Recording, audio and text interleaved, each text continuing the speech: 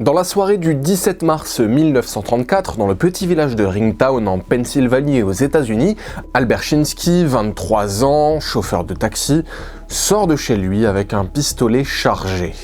Il a une cible en tête, Susanna Mumey, une femme âgée que beaucoup détestent au village parce qu'elle est accusée d'être une sorcière. Albert Chinsky, qui est terrorisé par des visions cauchemardesques et épouvantables depuis 7 ans, pense qu'il s'agit d'un sort jeté par Susanna.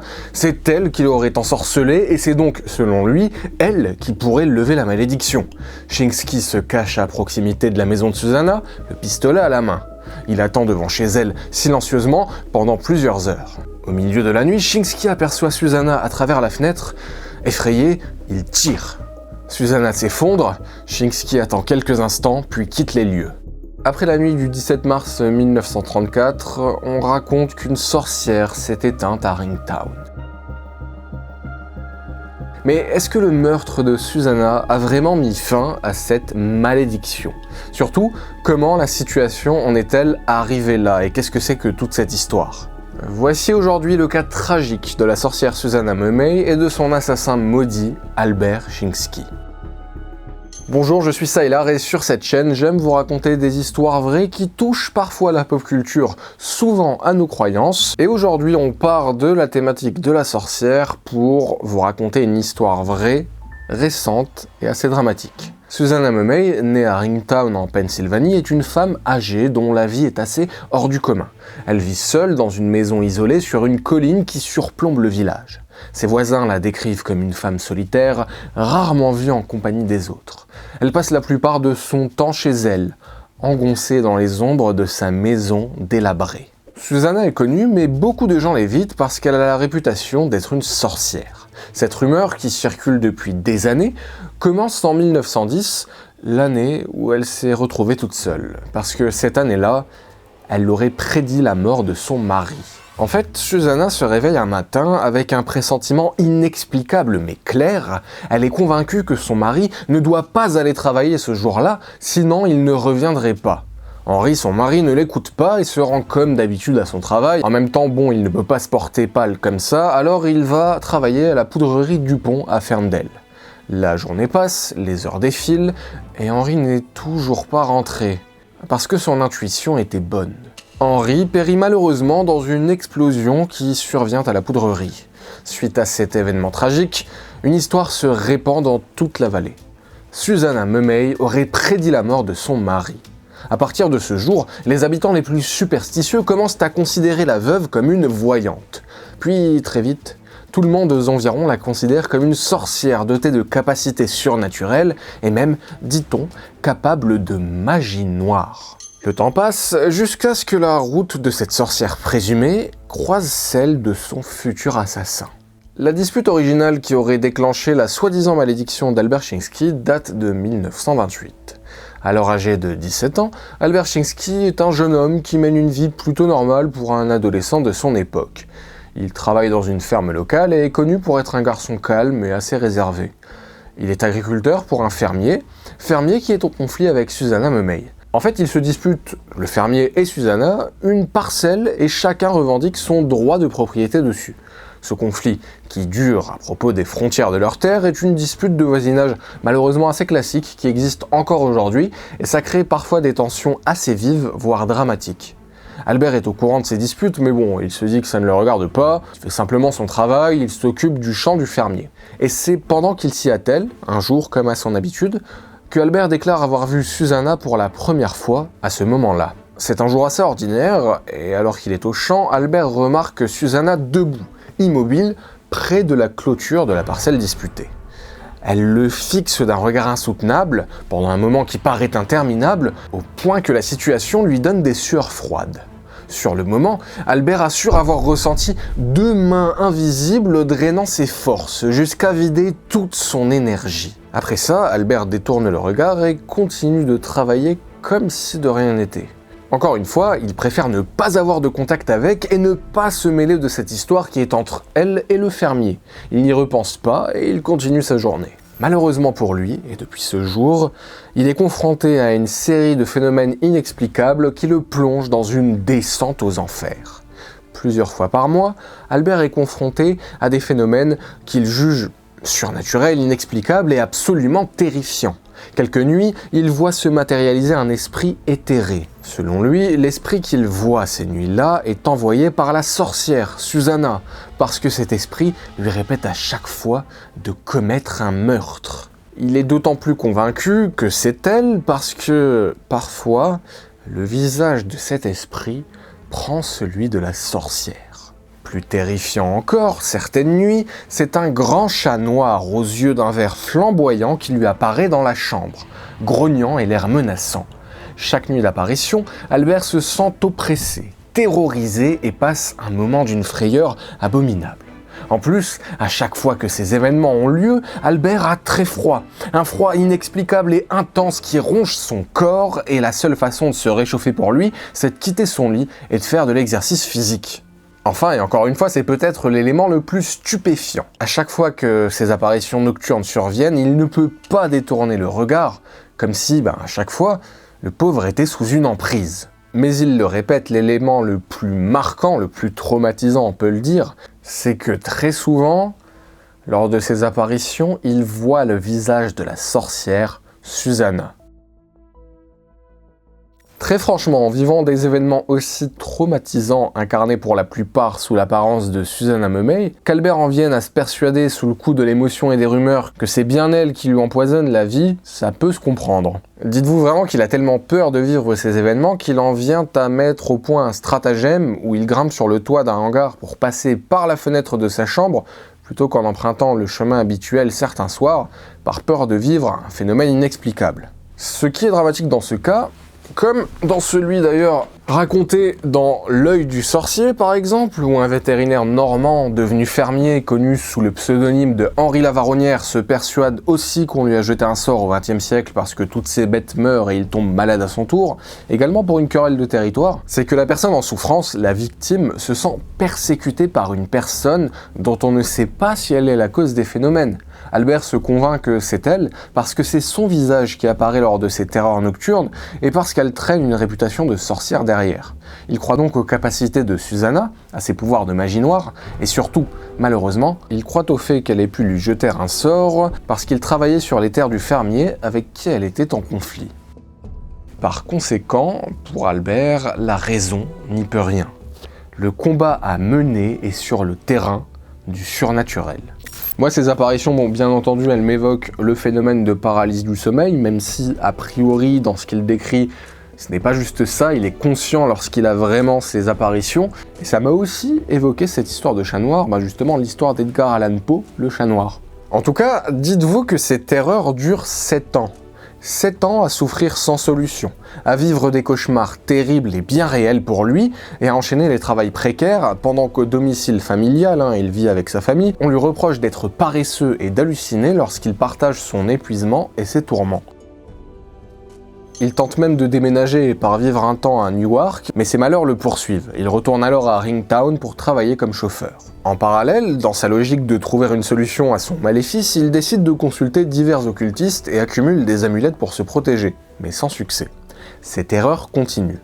Une nuit, alors que le chat noir lui apparaît, il va jusqu'à le griffer lors d'une attaque. Albert prie alors de toutes ses forces sur les conseils d'un occultiste. Il n'en peut plus, il en consulte alors un autre, qui lui suggère une solution radicale, tirer sur Susanna avec une balle magique pour lever la malédiction.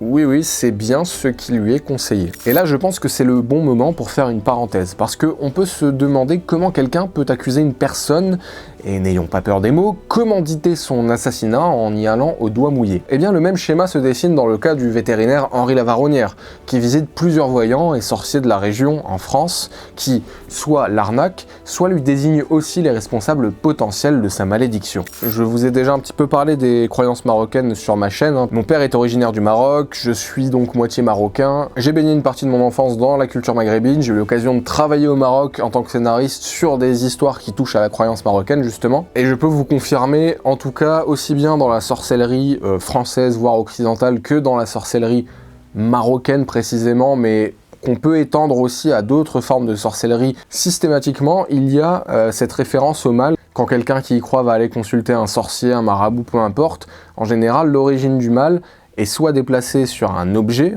qu'on va dire envoûté, soit sur un sorcier qui aurait donc envoûté cet objet, et très souvent ce sorcier ou cette sorcière est malheureusement quelqu'un dans l'entourage de la personne. Derrière tout ça, il y a une véritable dynamique autour de la paranoïa et du bouc émissaire, et il faut donc faire très attention. Donner à quelqu'un qui souffre terriblement une solution apparente à un mal impossible à soigner, cibler le responsable potentiel, ici Susanna, et un remède potentiel, ici le fait de l'éliminer avec une balle magique, et la victime est prête à tout faire pour guérir. C'est une mécanique qu'on retrouve encore aujourd'hui dans des problématiques de dérive sectaire ou encore liées à la croyance, à la sorcellerie, que certains instrumentalisent pour manipuler des gens. Donc je prends cet exemple et je vous ai parlé un peu de tout ça pour détailler le processus à l'œuvre. Attention à l'emprise d'une personne pleine de fausses promesses qui aurait potentiellement à gagner en vous ayant sous sa coupe, quelles que soient vos croyances. Voilà, ces éléments de contexte et cette parenthèse sont importants pour bien comprendre tout ça et je reviens maintenant au récit. Albert est persuadé, après avoir consulté des occultistes, qu'il peut lever la malédiction en se débarrassant de la sorcière. Il faut dire que sa vie sentimentale est également affectée. Il envisage de se marier avec Selena Bernstein, mais sa situation précaire l'empêche de réaliser ce rêve. En fait, tous les ralentissements et les malheurs de sa vie sont désormais motivés par l'idée que Susanna en est la responsable, et ce ressentiment grossit de jour en jour. Il repère sa maison, tente plusieurs fois de s'approcher, mais pris de terreur, il recule systématiquement, jusqu'à cette nuit fatidique de mars 1934. À l'approche du drame, en 1934, la réputation de Susanna Mumey parmi les habitants du village de Ringtown est très mauvaise. Chaque malheur, chaque accident ou malchance qui frappe le village est attribué à la sorcière. Les superstitions se répandent, alimentées par le bouche à oreille, et il n'est pas rare de voir sur une porte de grange des médaillons recouverts de symboles magiques. Ces protections sont censées garder en sécurité les fermiers, leurs familles et leurs animaux, ainsi que leurs récoltes contre tous les sortilèges maléfiques de Susanna. Ironiquement, ces mêmes charmes et protections sont ceux que Susanna est soupçonnée de maîtriser parfaitement. On est en plein dans le contexte magico-sorcellaire de la magie paysanne et des croyances autour, qui existent toujours en France d'ailleurs. C'est assez tabou et on comprend que les gens soient discrets autour de ça parce qu'ils ne veulent pas attirer l'attention ou qu'on se moque d'eux, etc. Mais j'ai déjà eu l'occasion d'être confronté à ces milieux autour de mes explorations du folklore français et je peux vous dire que c'est toujours bien vivant. Susanna est donc de plus en plus ostracisée et vient donc la soirée du 17 mars 1934. Albert est convaincu que la seule façon de mettre fin à ses cauchemars est d'éliminer celle qu'il considère comme responsable, Susanna Mumey. Il s'approche alors de sa maison avec son pistolet, et au domicile, Susanna et sa fille, Tavia, âgée de 27 ans, reçoivent alors Jacob Rice, un voisin qui est blessé au pied et qui vient se soigner chez Susanna. Vers 23h, alors que Susanna change le pansement de Jacob, un bruit effroyable retentit. La fenêtre du salon explose. Il se jette au sol, terrifié. Le silence règne ensuite pendant quelques minutes. Jacob appelle Susanna à plusieurs reprises, mais il ne reçoit aucune réponse. Ses yeux s'habituent à la pénombre et il aperçoit une forme sombre sur le parquet de bois.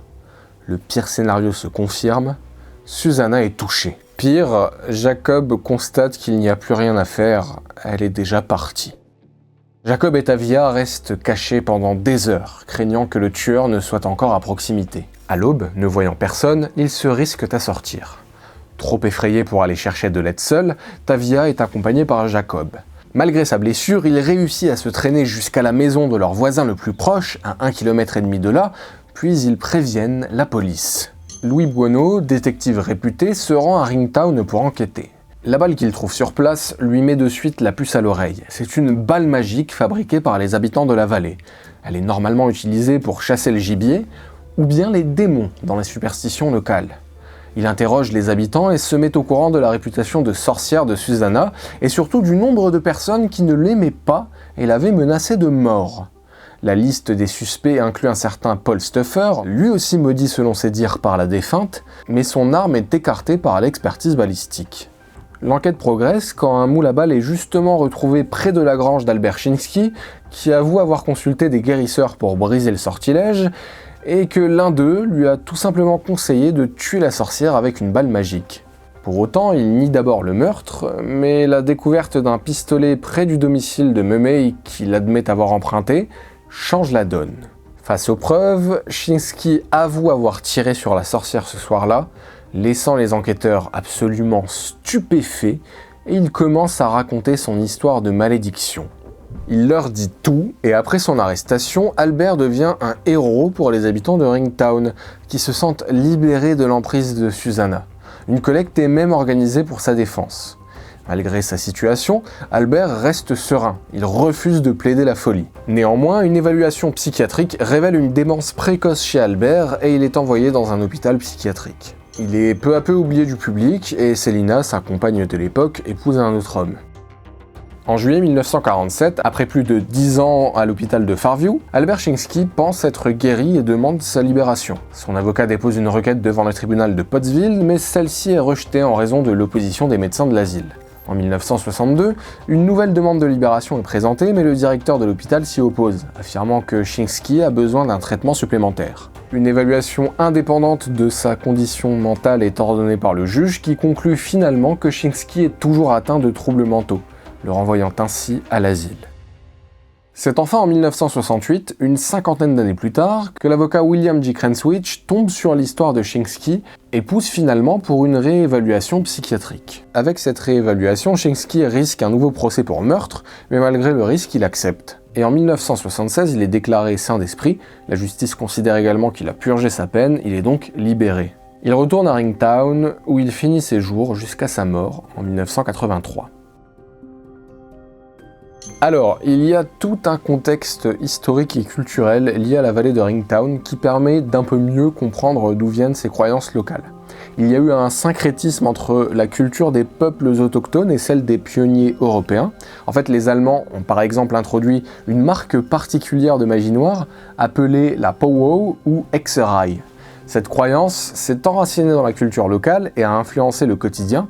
Les fermiers d'origine néerlandaise de Pennsylvanie espéraient ainsi se protéger des mauvais esprits et des malédictions placées sur eux par des sorcières. Et c'est dans cet environnement que Chiński a grandi. Un environnement imprégné de croyances et de superstitions ancestrales qui se traduit dans un quotidien magico-sorcellaire. Ça, c'est pour le contexte et le côté un peu culturel que j'aime bien donner à chaque fois derrière le cas. Maintenant, pour expliquer son geste, on va pas faire de la psychologie de comptoir, hein. Je pense que dire que tout ça ne serait qu'une manifestation de ses croyances, c'est tirer vraiment des conclusions hâtives qui omettent tous les autres facteurs socioculturels qui pourraient expliquer tout ça. De mon point de vue, il y a quand même un très lent glissement vers la paranoïa, vers un fort sentiment de persécution, et également d'être impuissant vraiment face à la situation à cause de toutes ces terreurs nocturnes. Tout ça alimenté par le fait que c'est Susanna qui a été désignée en tant que bouquet mystère.